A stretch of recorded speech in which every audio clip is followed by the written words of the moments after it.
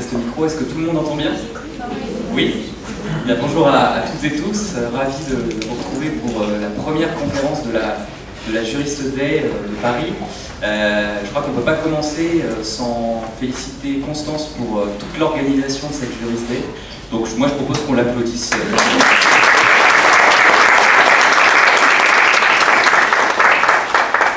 Voilà, donc on est ravis de vous retrouver ce matin avec Youssef Badr. On va peut-être commencer chacun en se présentant en quelques secondes et puis vous parler du sujet être magistrat, qu'est-ce que cela signifie et puis comment le devenir, et surtout répondre à toutes vos questions puisque le but c'est de vous être utile à toutes et tous. Donc peut-être pour se présenter, Youssef, je te partage.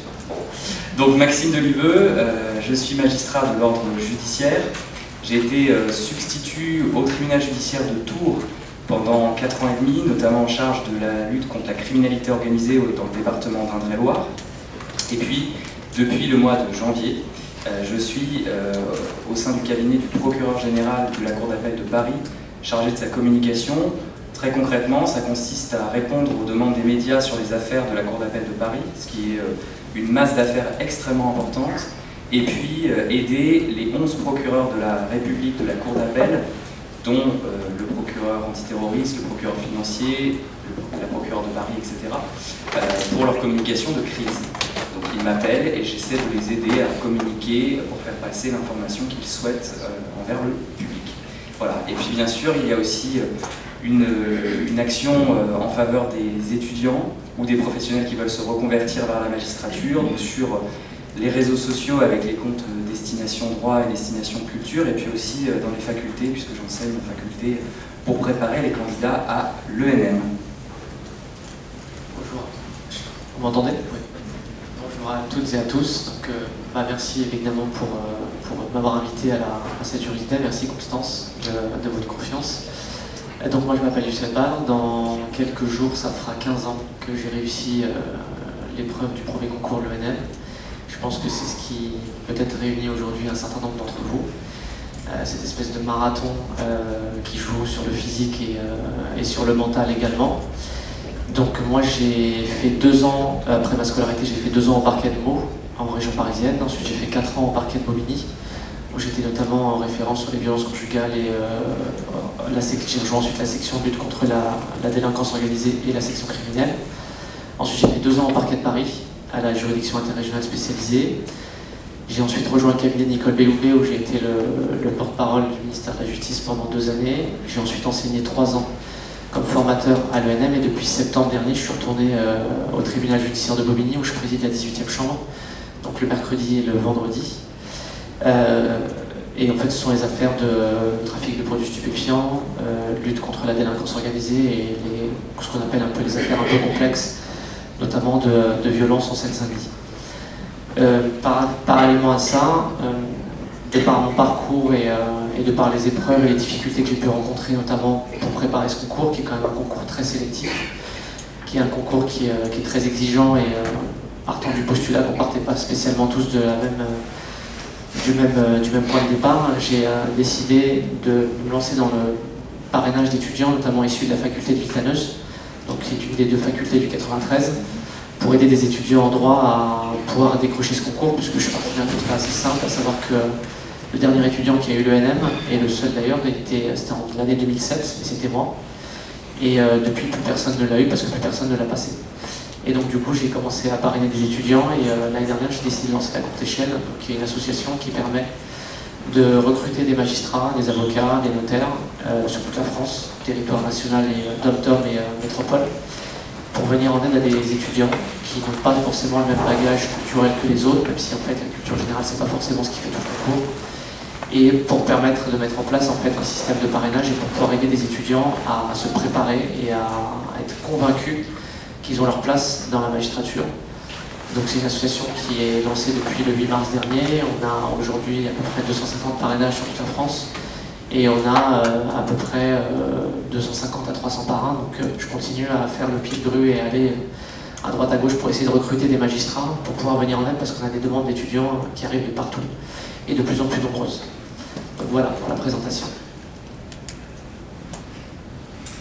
Alors peut-être pour parler de notre sujet, on vous propose d'essayer d'articuler ça en vous parlant d'être magistrat aujourd'hui, qu'est-ce que ça signifie, très concrètement d'abord, qu'est-ce qu'un magistrat, et surtout dans la diversité, parce qu'en réalité il n'y a pas un magistrat, et puis qu'est-ce que ça représente d'être magistrat aujourd'hui, pour nous, pour ceux qui veulent l'être. Et puis dans un second temps, essayer de vous donner les informations essentielles pour devenir magistrat, parce qu'a priori c'est plutôt ce point-là qui va vous intéresser particulièrement, avec les bons conseils. Voilà. Donc sur être magistrat, d'abord de manière très descriptive, vous savez que le terme magistrat c'est un terme assez générique. Nous on est magistrats judiciaires, il y a aussi des magistrats administratifs qui s'occupent de vérifier la légalité des actes administratifs. Les magistrats judiciaires, eux, pour faire très schématique, vont trancher les litiges entre personnes privées ou sanctionner les auteurs d'infractions. Et dans les magistrats judiciaires que nous sommes, il y a deux grandes branches qui ne sont pas imperméables. On peut passer de l'une à l'autre dans notre carrière, puisqu'on est formé par la même école, l'École nationale de la magistrature. C'est les magistrats du siège et les magistrats du parquet. Alors, je laisserai peut-être Youssef parler du siège, parce qu'il est au siège maintenant. Pour le parquet, très concrètement, donc, il y a les substituts, les vice-procureurs, les procureurs adjoints, les procureurs de la République, les substituts généraux en cour d'appel, avocats généraux, procureurs général en cour d'appel, et puis au-dessus, à la Cour de cassation, encore des magistrats du parquet. Donc il y a toute une diversité de grades, mais en réalité, le cœur des fonctions est globalement le même un peu partout. Pour les parquetiers, c'est de mener des enquêtes. Donc très concrètement, être parquetier, c'est diriger l'action de la police, de la gendarmerie, de la douane notamment, pour que les enquêtes soient le mieux réalisées possible, c'est-à-dire de définir jusqu'où il faut aller pour rechercher la vérité. Donc concrètement, vous avez notamment énormément d'appels quand vous êtes à la permanence pour dire bah, écoutez, je souhaite qu'on fasse une perquisition, qu'on prélève pour faire des analyses, que vous fassiez des confrontations, etc., des géolocalisations, des écoutes téléphoniques, des sonorisations. Voilà, il y a énormément de techniques d'enquête. Ensuite, vous allez, une fois que vous considérez que tous les actes ont été faits, prendre une décision d'orientation de votre dossier. Alors ça peut être un classement si c'est pas susceptible de poursuite ou si vous n'avez pas de preuves suffisantes contre une personne identifiée, ou de poursuivre. Et lorsque vous poursuivez, c'est vous qui allez soutenir l'accusation ou la poursuite devant la cour d'assises, devant le tribunal correctionnel ou d'autres juridictions comme le tribunal de police. Si vous êtes convaincu de la culpabilité, bien sûr, hein, quand vous ne l'êtes pas, en tout cas je n'hésite pas à requérir la relaxe ou l'acquittement. Et puis ensuite, si le tribunal ou la cour d'assises condamne, il y a une peine qui est prononcée, et donc vous allez assurer l'exécution de cette peine. Donc le rôle du parquet est transversal dans toute la procédure pénale. Il intervient aussi au civil, mais c'est très minime par rapport à son action pénale. Et c'est une mission qui est passionnante, puisqu'elle a trait vraiment à l'enquête, à la recherche de la vérité. On peut vraiment s'impliquer là-dedans. Voilà pour, à gros traits, la mission du parquet. Alors, du coup, effectivement, sur le parquet, Maxime vous a dressé les grands traits. Moi, c'est très simple. En fait, je suis donc le président de la chambre correctionnelle, donc on est 3. L'audience du jour, en fait, c'est tous les dossiers qui me sont déférés par le parquet. Et donc, en fait, mon métier est très simple. C'est qu'en fait, un peu comme dans les séries, ce que vous voyez dans les séries, ça y ressemble un peu, même si le système n'est pas le même. On arrive à l'audience, et en fait, moi, le parquet m'a soumis un dossier. Donc le procureur de la République qui se situe à ma droite, et en fait, qui est une partie au procès, au même titre que les avocats de la partie civile ou les avocats de la défense. Je fais l'instruction du dossier, donc je vérifie l'identité de la personne, et ensuite on l'interroge, on le questionne sur les faits qui lui sont reprochés, et en fait mon métier, que je découvre depuis le mois de septembre, et côté parquet, il m'arrivait souvent de râler quand la décision du tribunal n'était pas dans le sens de mes réquisitions. Je disais, mais ils font n'importe quoi, pourquoi ils ne nous ont pas suivis, ils sont trop laxistes, ou ils sont trop... Je découvre aujourd'hui en fait ce que c'est d'être juge du siège en fait.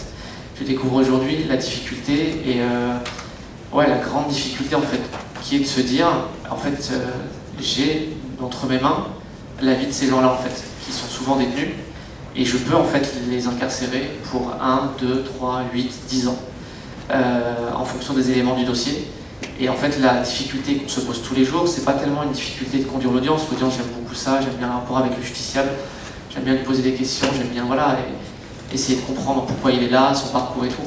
La vraie difficulté qui est une charge mentale pour le coup assez importante, et je pense que c'est aussi, ça rentre complètement dans le sujet d'être magistrat avec toutes les conséquences que ça a, c'est de se dire qu'est-ce que vaut un dossier en fait aujourd'hui. Qu'est-ce que vaut un dossier? Cette semaine, hier soir j'étais à l'audience, on a fini après 21h, 21h30. On a eu un certain nombre d'incidents, il y a un monsieur qui a essayé de se sauver du box, il y en a un qui était là pour des violences conjugales relativement graves. Le procureur de la République va vous demander 6 ans de prison pour quelqu'un qui a une trentaine d'années, et donc vous devez, avec vos collègues, en salle de délibéré, savoir s'il est coupable ou pas, et s'il est coupable, si vous estimez qu'il y a suffisamment d'éléments, décider de ce que ça vaut, avec toute la violence que ça a, toutes les conséquences que ça entraîne pour lui, puisque c'est son procès, pour les parties civiles également qui sont présentes, qui parfois peuvent être satisfaites, pas satisfaites, pour le parquet qui vous a demandé de prononcer une peine. Donc c'est un métier qui est pas simple, c'est un métier qui est passionnant. Je vous mentirais si je vous disais que je ne vais pas tous les matins au travail avec le sourire, je suis très content, mais par contre c'est un métier dans lequel la charge elle est importante, mentale. Vous repensez systématiquement au dossier que vous avez eu à juger. Est-ce qu'on a prononcé la bonne peine? Est-ce que c'était juste, pas juste? Ensuite, vous avez un travail de rédaction, puisque le jugement, vous devez le motiver, l'expliquer, le signer. C'est un peu la signature de la décision que vous avez rendue. Et ensuite, vous êtes en permanence projeté sur l'audience à venir. Par exemple, je sais que j'ai un dossier mercredi d'agression sexuelle sur mineur.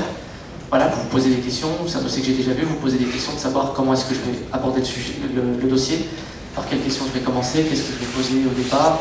Il ne faut pas que je donne trop d'éléments pour essayer de pouvoir avoir des éléments de réponse sur tel autre aspect du dossier et tout ça. Donc voilà, mais par contre, c'est sûr que c'est passionnant. Et je voudrais faire un parallèle avec le concours. Beaucoup d'étudiants, la majorité des étudiants, systématiquement me disent le concours il est hyper dur, c'est vachement dur, je ne comprends pas pourquoi c'est aussi dur, aussi sélectif et tout ça. Mais la vérité est que, heureusement que ce concours il est dur en fait. Heureusement qu'il est dur, heureusement qu'il est sélectif. Et heureusement qu'on met la barre assez haute, que ce soit à l'écrit, à l'oral. On peut discuter des épreuves qui sont proposées. Mais en réalité, le stress du concours, que moi j'ai eu, j'ai ressenti, j'imagine Maxime aussi, c'est rien par rapport à ce que vous allez avoir ensuite dans l'exercice de vos fonctions. C'est rien du tout. Quand on va vous dire, vous sortez de l'école, on va vous dire, écoute, Maxime, il n'y a personne, la collègue qui devait prendre le procès d'assises, elle est malade, dans 2 mois, c'est un assassinat sur ses enfants, et tout. Tu montes à l'audience, tu prépares le dossier, il fait 8 tomes, et voilà, c'est dans 3 semaines, il faut que tu y ailles, sans décharge, sans rien du tout. C'est ça la vie de magistrat en fait. Et donc du coup, ce concours-là, j'ai souvent râlé quand je le préparais, mais la vérité c'est qu'il m'a préparé à ce métier-là. La note de synthèse, c'est le réquisitoire définitif quand vous allez devoir synthétiser un gros dossier. La longueur du concours, c'est l'endurance que vous allez avoir dans l'exercice de votre métier, c'est la capacité à résister au choc parfois à l'audience, à des prévenus qui vous tiennent tête, à des moments assez violents, y compris parfois avec les avocats. Ça fait partie, toujours dans le respect, mais ça fait partie aussi de ces moments-là. Donc ce concours-là, il est très sélectif, mais il faut voir aussi ce qu'on vous donne après en fait. On vous donne ni plus ni moins qu'un permis de juger en fait.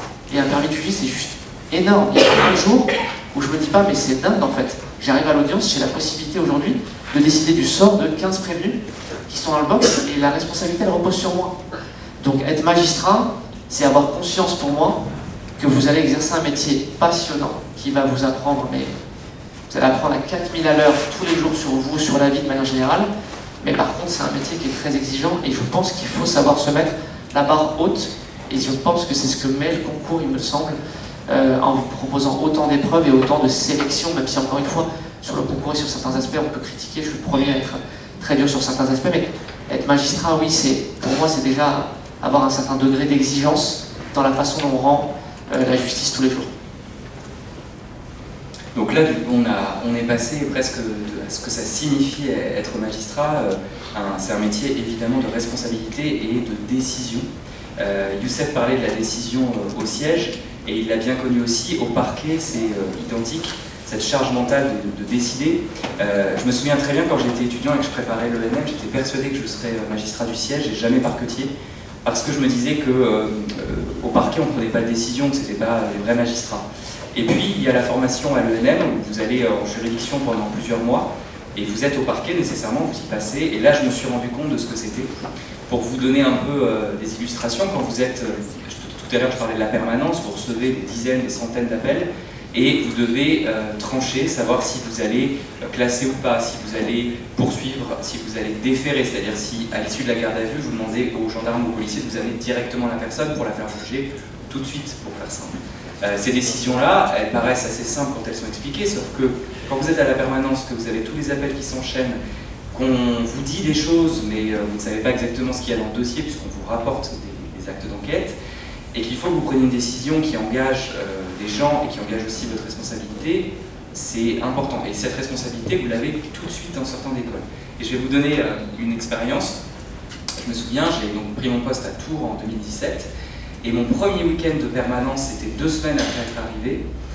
Dans la nuit du samedi au dimanche, à 3 h du matin, on m'appelle, c'était le chef de la police du département, donc déjà quand c'est cette personne-là qui vous appelle en pleine nuit, c'est pas bon signe. Et il m'explique qu'une personne qui était un violeur en série, qui était à l'hôpital, parce qu'il y avait un problème psychiatrique depuis la veille, venait de s'évader de l'hôpital en menaçant les personnes. Et donc il me dit, voilà, monsieur le procureur, je vous appelle pour savoir comment on gère la situation. Ça faisait 2 semaines que j'étais au poste.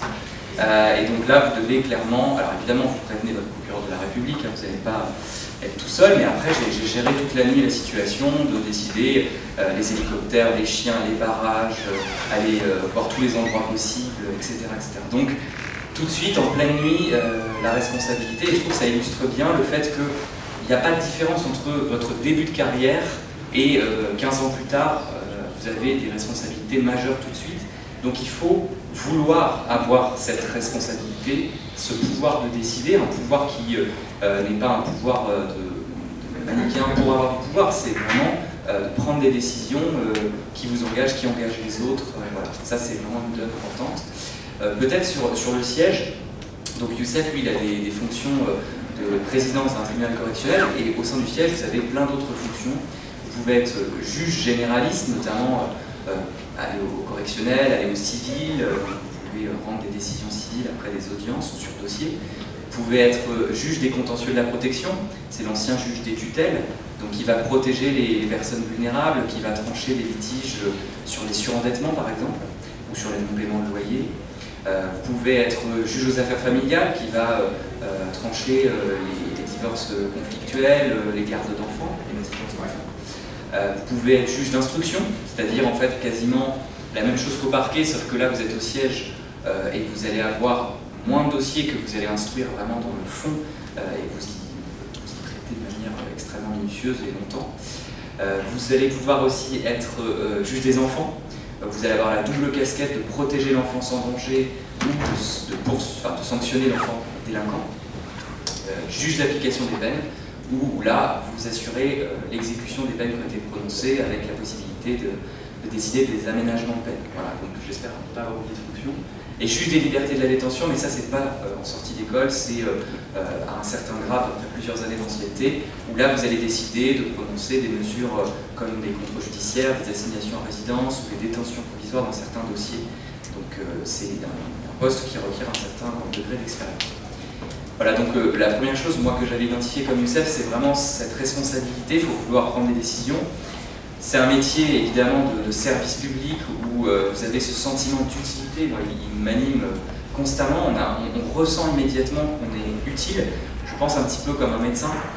Quand vous êtes à l'audience et que vous voyez des conflits et que vous essayez, par votre décision, finalement, de restaurer un équilibre social, c'est vraiment assez gratifiant parce que vous vous dites que vous servez vraiment dans la société. Il faut vouloir être utile à la société. C'est aussi un métier, et Youssef l'a dit, de passion. Donc ça c'est une chance parce qu'il y a évidemment beaucoup de métiers qui ne passionnent pas ceux qui les font. Nous deux, et je pense beaucoup de nos collègues, c'est d'ailleurs pour ça qu'on arrive à tenir dans des conditions dont on va peut-être parler aussi, eh bien, on est passionné, on y va avec le sentiment vraiment de faire quelque chose qui nous anime et qui nous plaît. Voilà, donc peut-être il y a quelque chose que je voulais signifier. Je ne sais pas si sur le fait de ce que ça représente, tu peux ajouter des choses.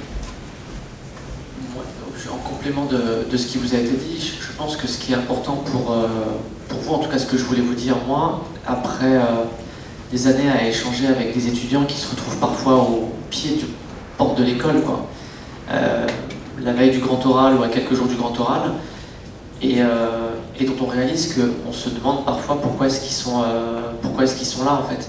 La question, ce que je voudrais vous dire là, c'est posez-vous la question de savoir pourquoi vous avez envie d'être magistrat.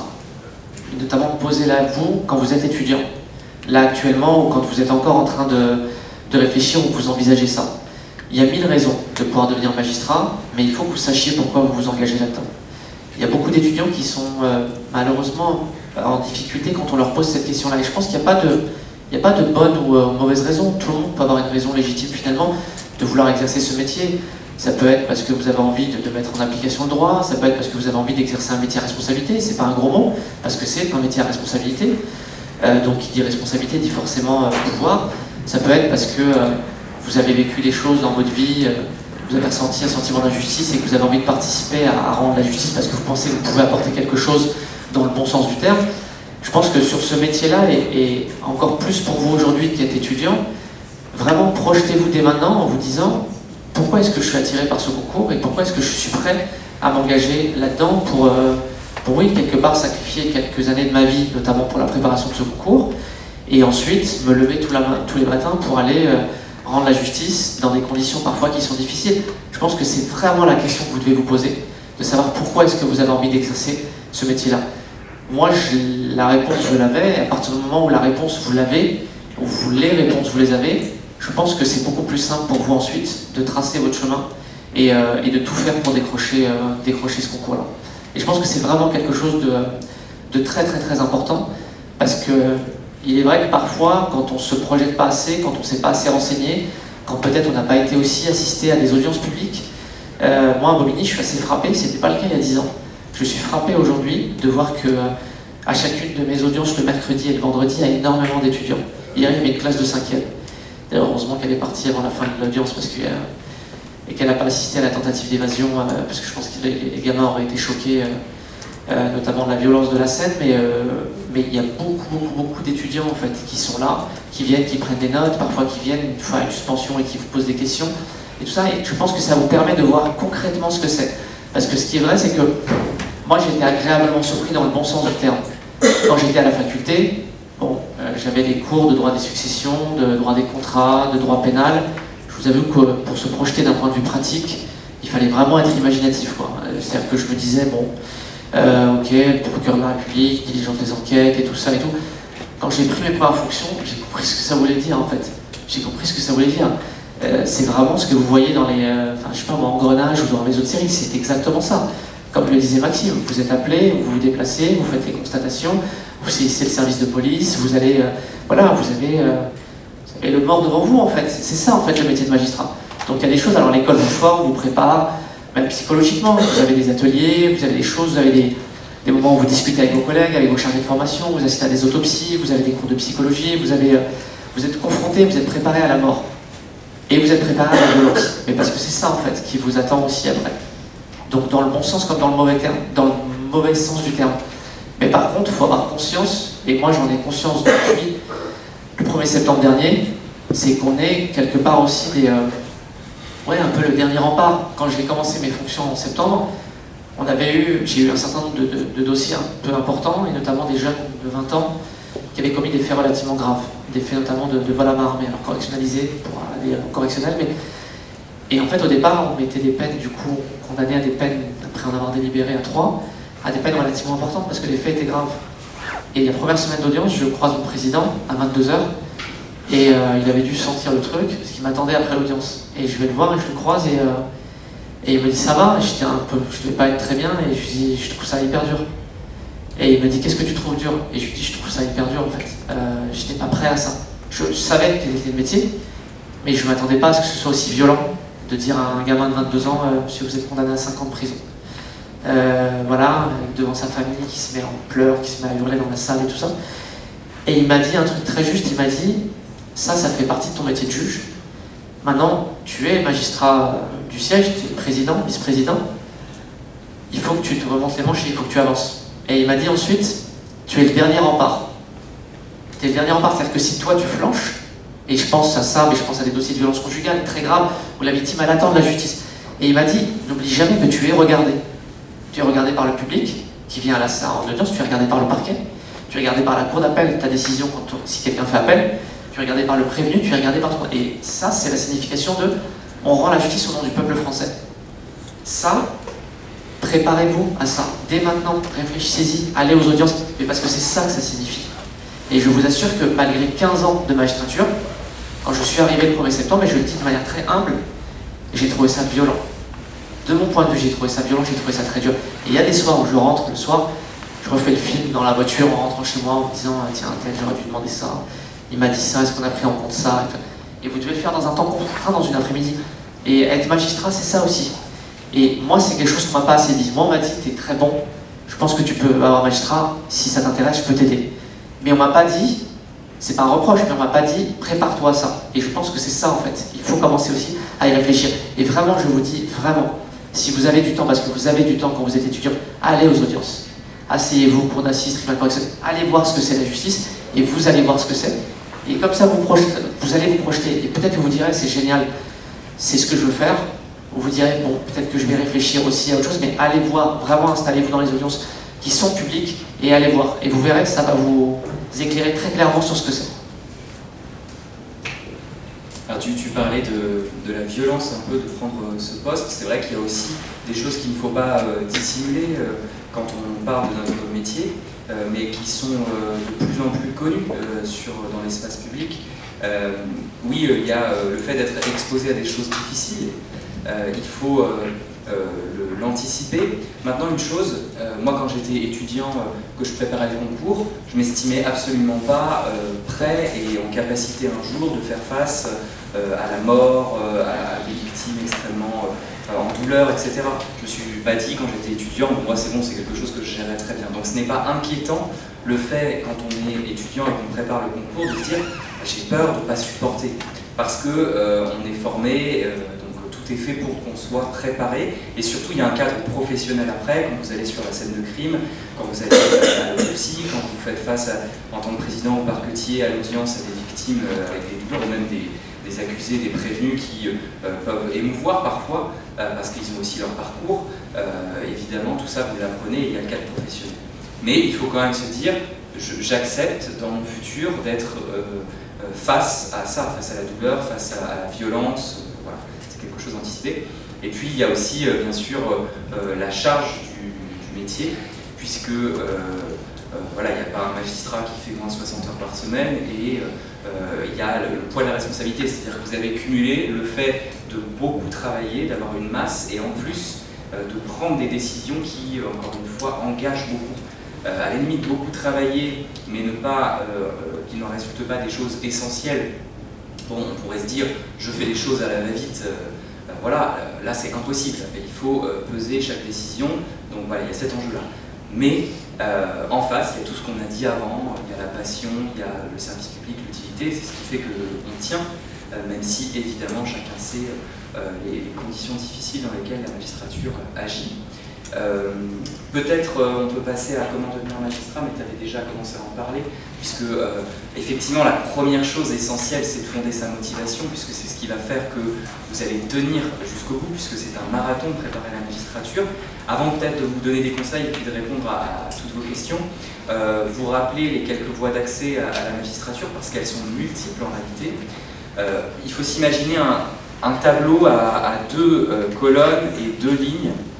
La première colonne, c'est l'accès par une formation longue, celle qu'on connaît le plus et qu'on a fait tous les deux avec Youssef.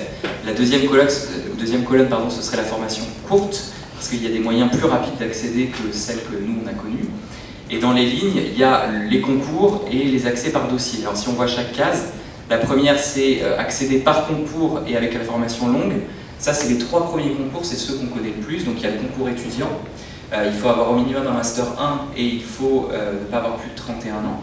Donc ça c'est celui de tous les étudiants, celui qu'on a passé tous les deux. Ensuite il y a le deuxième concours, ça c'est pour les professionnels de la fonction publique, il faut avoir au moins 4 ans d'ancienneté dans la fonction publique. Le troisième concours c'est celui des professionnels privés, où il faut avoir 8 ans d'ancienneté dans la fonction privée qui qualifie vers la magistrature, vers l'exercice des fonctions. Donc là vous passez les concours, qui sont en juin pour les écrits et puis après jusqu'en décembre pour les oraux. Et à l'issue, si vous êtes admis, vous faites cette formation longue de 31 mois où vous apprenez toutes les fonctions et vous pouvez faire tous les postes en sortie d'école. Après, si on change de case, on reste dans les concours, mais formation courte, vous avez le concours complémentaire, où là, il faut avoir, de mémoire, si j'espère ne pas me tromper, 7 ans d'ancienneté pour pouvoir passer le concours complémentaire. Et quelqu'un qui fait oui, ça me rassure, parce qu'on peut se mélanger quand même dans les durées. Donc ce concours complémentaire, alors les épreuves sont un petit peu différentes du concours, des 3 premiers concours, elles sont un peu moins lourdes, et là, vous intégrez, si vous êtes admis à l'issue, une formation plus courte.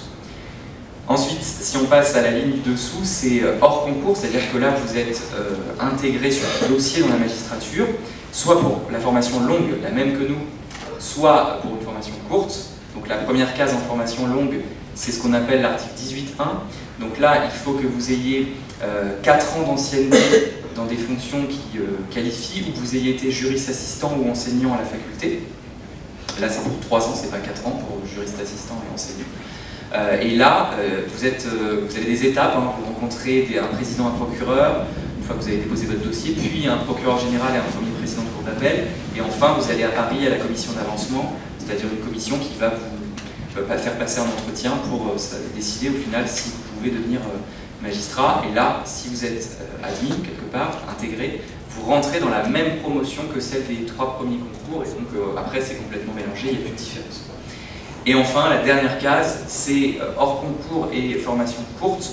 Là, c'est une entrée après 7 ans d'exercice professionnel qui vous qualifie pour l'exercice de la profession de magistrat, donc plutôt juridique, économique, social, mais voilà, tourner un peu dans cet angle-là. Vous pouvez demander à être intégré directement dans des postes qui sont plus limités. Ce n'est pas tous les postes comme pour les premiers intégrés ou pour les 3 premiers concours. Voilà. Donc vous avez plein de voies d'accès différentes. Je vous invite à regarder le site de l'ENM qui décrit tout ça de manière extrêmement précise. Et il faut le savoir, c'est pas parce que étudiant on ne parvient pas ou on ne tente pas tout de suite d'intégrer la magistrature que c'est perdu pour la suite, et surtout il y a des reconversions professionnelles possibles. Je ne sais pas si tu peux ajouter quelque chose sur l'accès. Sur les bons conseils, je laisserai bien sûr Youssef vous en donner plein. Donc la motivation, essentielle évidemment. Les stages, les postes d'assistant de justice, de juriste assistant, d'assistant spécialisé, de chargé de mission, notamment justice de proximité, violence conjugale. Il y a plein de postes autour du magistrat. C'est ce qu'on appelle l'équipe autour du magistrat. Je ne sais pas si toi tu l'as été, moi j'ai été assistant de justice. Tu l'avais pas été? J'ai jamais décroché un seul stage, donc... Donc ça c'est important d'en parler, c'est extrêmement difficile et on le voit parce que je pense que Youssef comme moi on reçoit énormément de messages pour dire je n'arrive pas à trouver des stages. Alors moi je n'avais aucune connaissance dans le métier, je n'avais pas de réseau au départ. Et comment j'ai réussi, parce que pour le coup j'ai réussi à décrocher un stage, j'ai bien travaillé à la faculté, j'ai eu la chance qu'en Master 1, le prix pour l'année c'était un stage une journée par semaine pendant 1 an à la Cour d'appel de Paris. Et une fois que j'ai eu ce stage, j'ai jamais cessé d'avoir un contact avec le magistrat en question et à demander est-ce que je peux aller voir un collègue pour une semaine, pour quelques jours. Et chaque été après, enfin les 3 étés, j'ai continué à aller faire des stages, ce qui m'a permis de multiplier les stages et de voir un peu plusieurs fonctions. Donc ça a fait boule de neige, il faut garder le contact, il faut l'entretenir, il faut ne pas hésiter à demander à aller voir d'autres personnes quand vous êtes en stage avec une personne pour essayer de prendre des contacts et revenir. Demander une carte de visite ou demander un mail pour pouvoir faire une demande de stage. Ce qui est important, c'est qu'une fois que vous avez mis un pied, c'est plus facile parce qu'on vous connaît, on vous recommande. Et donc à partir de ce moment-là, c'est beaucoup plus facile d'obtenir des stages ou des postes d'assistant de justice. D'ailleurs, maintenant, de plus en plus, pour obtenir un stage, un poste d'assistant de justice, c'est presque nécessaire d'avoir été stagiaire. Ça vous donne une carte d'accès, une porte d'entrée.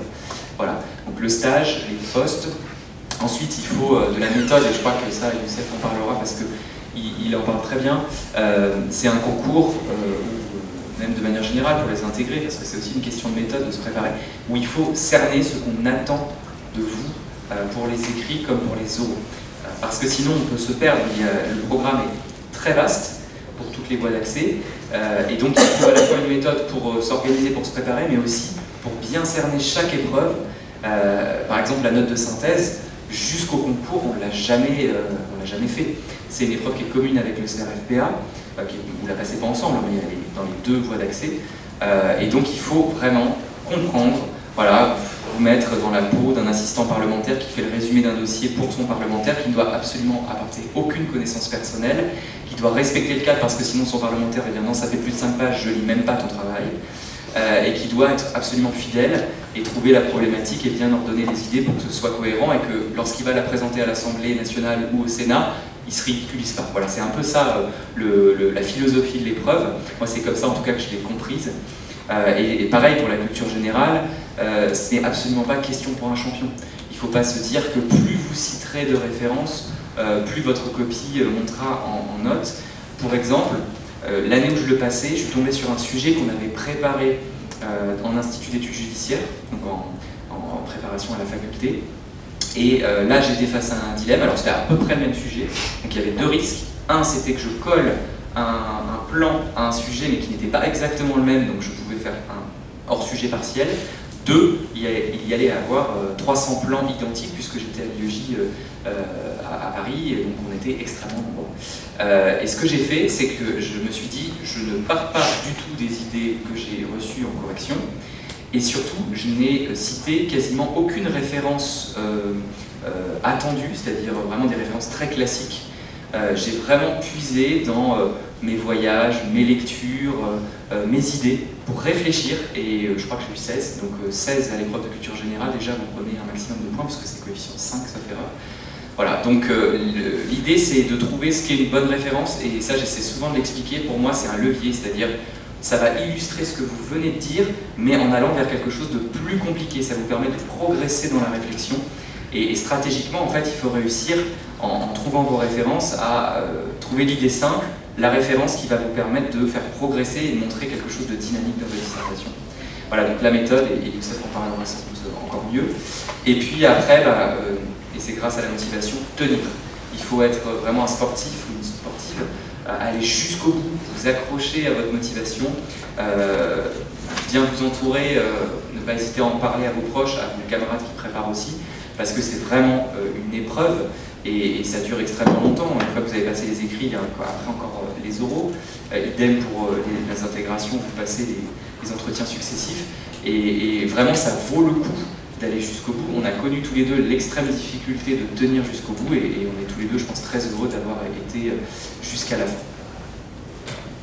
Alors, pour compléter très rapidement ce que vient de dire Maxime, parce qu'il y a beaucoup de choses qui ont été dites et je ne vais pas les répéter, mais la première chose peut-être, de manière générale, c'est qu'il faut que vous soyez convaincu que vous y avez votre place en fait. La première chose, cette idée elle est très importante, parce qu'elle va vous éviter de vous égarer, premièrement. Elle va vous éviter de vous poser des milliers de questions durant la préparation. Et en fait, c'est ces milliers de questions, ces milliers de doutes qui vont systématiquement venir soit vous retarder dans votre préparation, soit parfois vous faire en sorte que vous allez vous arrêter sur le côté, soit parfois faire en sorte malheureusement que vous allez abandonner. On parle beaucoup de culture générale à ce concours. Moi, j'ai jamais cité Albert Camus dans un de mes jugements, ni dans mes réquisitions. Ça ne m'a servi à rien de savoir où était né Jean Jaurès, ça ne m'a servi à rien et ça ne me sert absolument à rien. Et d'ailleurs, je vais vous dire, c'est pas propre au métier de magistrat. Comme me disait un de mes profs un jour, quand je disais oui, la culture générale, il me disait ce matin, je me suis levé, j'avais un problème de plomberie. Il m'a dit, Albert Camus ne m'a servi à rien du tout. C'est la même chose pour la magistrature en fait. C'est-à-dire que c'est important peut-être, si vous avez le temps d'apprendre, d'avoir des connaissances, c'est de savoir les utiliser. Mais ce qui est plus important, ce qui est capital, parce que c'est écrit, c'est pas moi qui le dis, moi je ne représente rien, c'est écrit par le président du rapport du jury tous les ans dans le même jury, dans le même rapport qui est mis en ligne sur le site de l'école. Ce qu'on recherche, c'est des gens qui sont capables de raisonner, c'est des gens qui sont capables d'avoir une opinion, et c'est des gens qui sont capables de la défendre, quelle que soit l'opinion, quelle que soit, évidemment, quelle que soit l'opinion, m'avez compris, tant que ça ne tombe pas sur le coup de la loi pénale, mais quelle que soit l'opinion.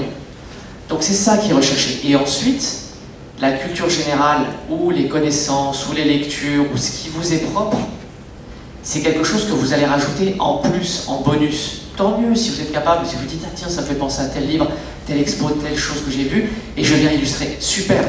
Mais si ça n'y est pas, ça n'est pas grave.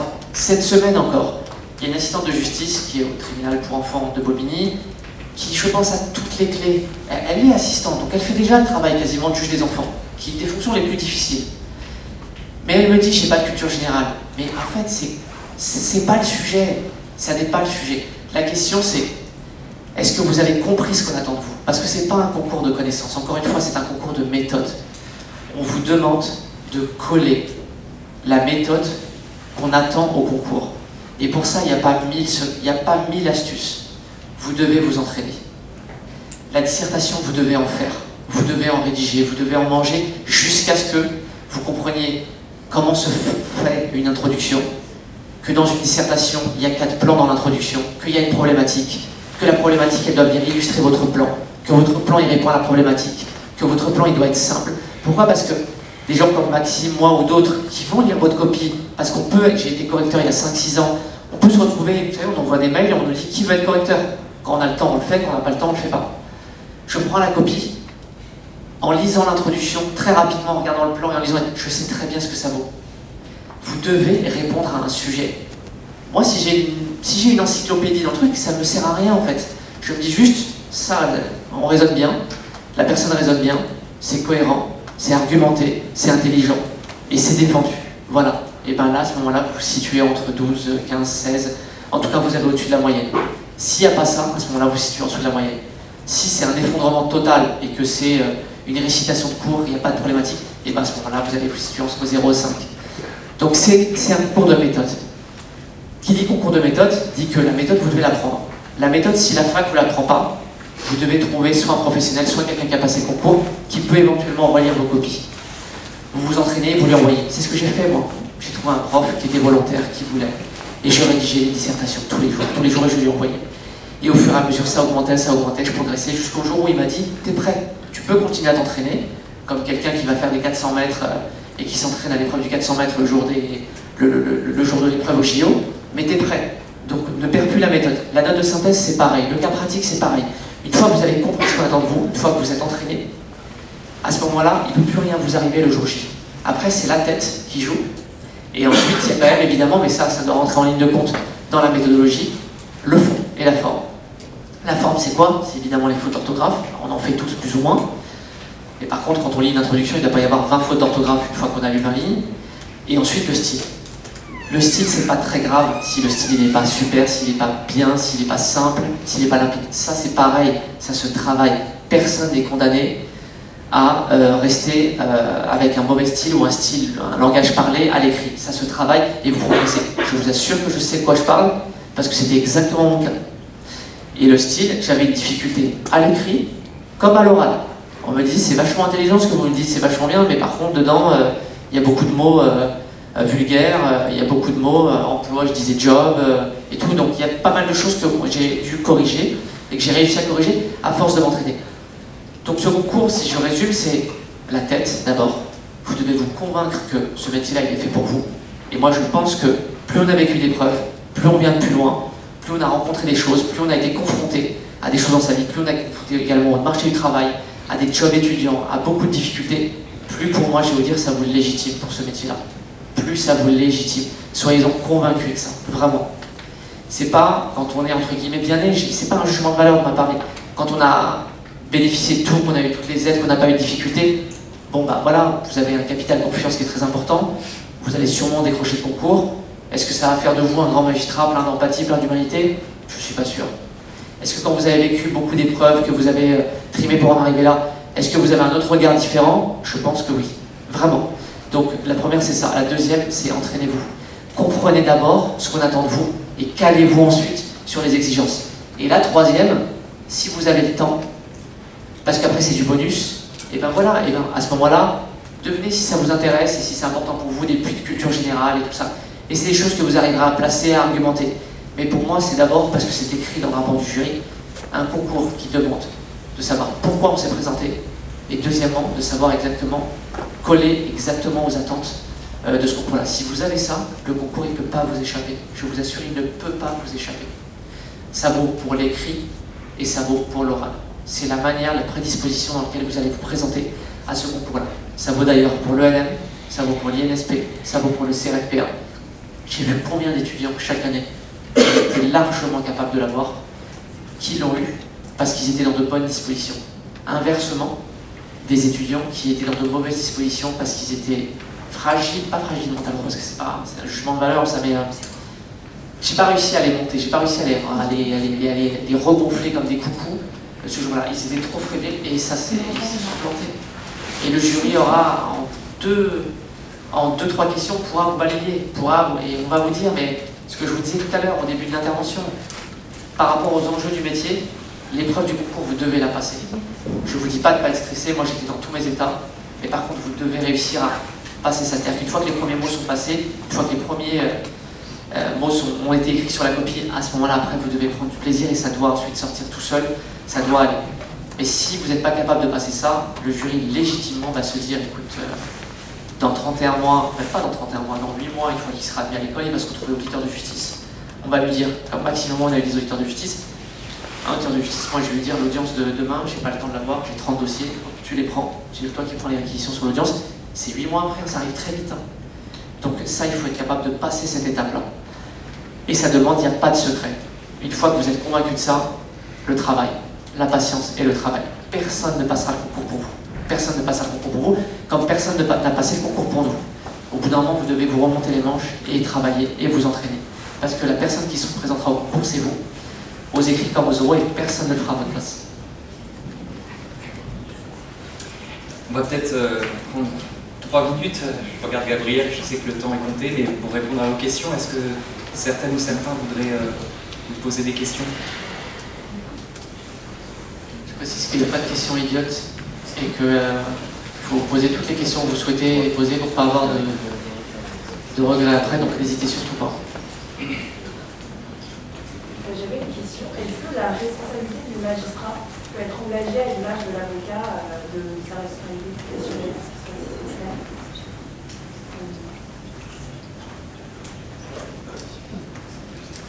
Oui, sa responsabilité, elle peut être engagée. Vous savez qu'on est à l'ENM, vous avez un certain nombre de cours de déontologie qu'on vous enseigne lorsque vous arrivez à l'école. C'est d'ailleurs, on appuie de plus en plus là-dessus, et encore plus aujourd'hui, puisque d'ailleurs, notamment, c'est un sujet qui revient régulièrement, la responsabilité des magistrats. Un magistrat, il ne peut pas être engagé sur une décision qu'il rend, parce qu'en fait, la décision, à partir du moment où elle est argumentée, qu'elle est rendue de manière collégiale, en délibéré, et qu'elle est motivée, la responsabilité, c'est pas une question de responsabilité, c'est que si vous n'êtes pas d'accord, vous faites appel.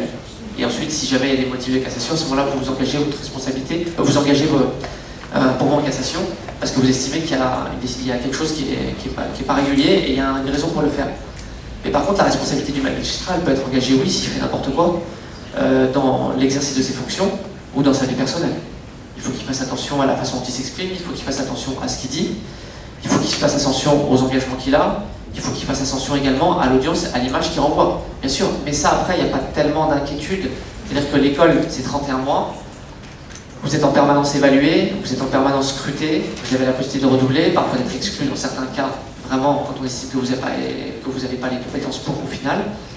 Et voilà, un magistrat, il faut qu'il soit conscient que systématiquement, tous les jours, notamment quand il est exposé au tribunal, au tribunal et que c'est des audiences publiques, il faut qu'il fasse attention à la façon dont il se comporte, à la façon dont il parle aux gens où il s'adresse. Donc sa responsabilité, elle peut être engagée dans la façon dont il rend la justice, oui, dans la manière dont il se comporte, mais après, si vous regardez les décisions du Conseil supérieur de la magistrature qui sont en ligne sur le site, c'est quand même très rare. C'est-à-dire que c'est soit le collègue qui a tenu des propos racistes, soit le collègue qui a complètement déconné à l'audience dans la façon dont il s'adresse à un justiciable. Mais oui, elle peut être engagée. On a des obligations déontologiques, des obligations de délicatesse, de réserve, de loyauté. On ne peut pas trahir le secrétaire délibéré. Par exemple, une décision qui est rendue, les gens peuvent être étonnés, mais on est 3 dans le délibéré.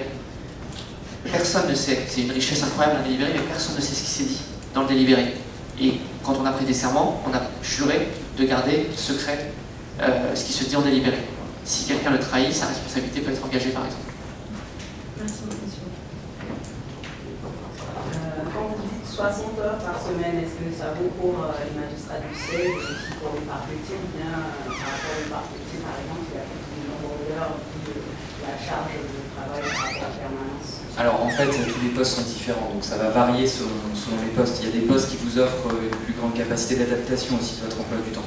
Parce que, par exemple, juge civil, où vous rédigez des jugements, vous pouvez organiser vos journées, alors qu'un parquetier ou un président de correctionnel en comparution immédiate, il va être soumis à l'aléa. Donc c'est très variable. Mais ce que je voulais faire passer comme message, c'est que il ne faut pas s'engager dans la magistrature pour avoir un emploi du temps léger. Voilà. Il n'y a aucun magistrat qui a un emploi du temps léger. Moi, j'ai beaucoup de mes collègues, et c'est pas pour vous faire peur, mais parce qu'il faut avoir un discours de vérité aussi. En tout cas, en début de carrière, au parquet comme au siège, je pense, ils travaillent pour certains le soir et le week-end. Moi, je ne sais pas si c'est une... parce que c'est une efficacité ou une organisation, et jusqu'à présent, l'immense majorité du temps, je travaille, je fais des horaires costauds, hein, de 7h30 jusqu'à 20h, 21h. Par contre, le soir et le week-end, sauf permanence, je ne travaille pas. En principe. Voilà, mais c'est pas le cas de tout le monde. C'était pour faire passer le message que c'est quand même une charge lourde. Oui, et après, pour nuancer juste un tout petit peu le propos de Maxime, moi je suis président de la 18e le mercredi et vendredi. Lundi, mardi, jeudi, j'organise ma journée comme je veux. Je peux bosser chez moi, je peux rédiger chez moi et tout ça. C'est vrai que ça donne quand même une certaine souplesse. Je dis pas que je fais rien. Je prépare les dossiers, je rédige les jugements, mais ça me permet de faire tout ce que je veux à côté, de m'occuper des enfants, les déposer, les récupérer, tout ça. Mais c'est vrai que le siège et le parquet, ça reste quand même très différent pour ça. Le parquet, on te demande une disponibilité totale. Après, tu as des journées de récupération et tout ça, mais on vous demande une disponibilité totale du lundi au vendredi et le week-end quand vous êtes d'astreinte. Le siège, c'est vrai qu'on peut s'organiser comme on veut. Moi, on me demande juste d'être d'audience et d'être disponible. À l'audience, je la commence à 13h ou 13h30. Après, elle peut se prolonger dans la nuit, en fonction des débats, en fonction de la charge, en fonction de l'importance des dossiers. Après, ce qui est vrai, c'est que les jours où je suis pas d'audience, je fais exactement ce que je veux. Je ne peux pas venir au tribunal, je travaille de chez moi, je m'organise comme je veux. Donc ça donne quand même une certaine souplesse. Et c'est vrai qu'il y a quand même des choix qui sont faits dès le départ, et je comprends parfaitement. Quand on sort d'école, quand on sait quand on va au siège ou au parquet, ce ne sera pas le même engagement. Et il n'y a aucun jugement de valeur. Mais c'est vrai que si vous cherchez de la souplesse, et vous en aurez, il faut plutôt aller vers des fonctions de siège pur. Parce que l'instruction, effectivement, vous allez être quand même tous les jours là-bas.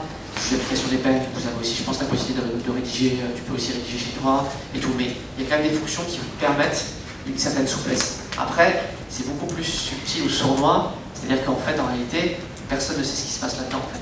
C'est-à-dire que les dossiers, en fait, en permanence, vous cogitez, vous y repensez, vous dites ça, il y a tel dossier qui vient, ça, c'est quand même une charge qui est quand même un peu importante aussi et qui, quand même, vous fait perdre de l'influx nerveux et finit par vous fatiguer aussi à terme.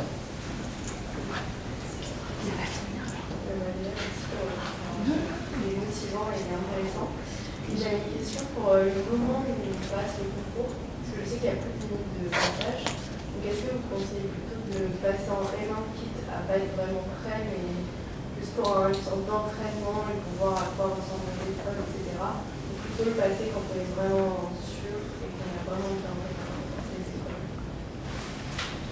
Franchement, je pense qu'il n'y a pas de bonne réponse. Pour moi, il n'y a pas de bonne réponse. Moi, je vous dirais, ça dépend de ce que vous cherchez. Si vous avez besoin de vous confronter à ce concours une première fois pour vous rassurer, pour avoir une idée de ce qui est attendu, allez-y. Mais inversement, si vous vous plantez et que vous vous plantez lourdement avec des notes entre 0 et 5, j'ai peur que ça vous affecte mentalement. Et ça, c'est quand même un facteur à prendre en... c'est comme un critère à prendre en compte. J'ai par exemple une étudiante qui a eu 2 fois d'affilée 1 sur 20 à l'épreuve de culture générale. C'est pas qu'elle n'a pas de culture générale, c'est qu'elle est incapable d'expliquer de manière cohérente ses idées. Et ça se travaille. Donc moi je vous dirais que ça dépend vraiment de la façon dont vous êtes. Vous êtes la meilleure à même de savoir comment vous allez vous comporter face à l'échec ou à la réussite. Moi je vous dirais, passez-le quand vous vous sentez prêt.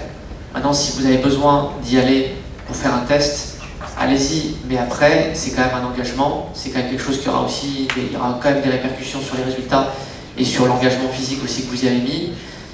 Moi j'aurais tendance à vous dire, préparez-le quand vous estimez, passez-le quand vous estimez être le mieux préparé. C'est mon avis, mais... Ça peut tout de même avoir une vertu, c'est de désacraliser les épreuves, parce qu'on s'en fait une montagne, et donc d'y avoir été confronté, ça vous permet parfois de vous projeter plus facilement et de moins stresser. Moi je sais que j'ai eu plusieurs candidats que j'ai aidés comme ça et qui effectivement l'ont passé la première année pour voir pendant le Master 1 et qui l'année suivante m'ont dit ça m'a aidé. Vous pouvez aussi simplement aller en spectateur des grands oraux. Ça permet de voir à quoi ça ressemble et de se projeter aussi. Alors souvent on se dit oh là moi je ne serai jamais au niveau de ces candidats, mais en fait c'est normal, vous n'êtes pas préparé comme eux l'ont fait pour être prêt ce jour-là. Donc il ne faut pas se comparer aux autres. Mais voilà, tout ça peut vous permettre de désacraliser. mais c'est un choix personnel.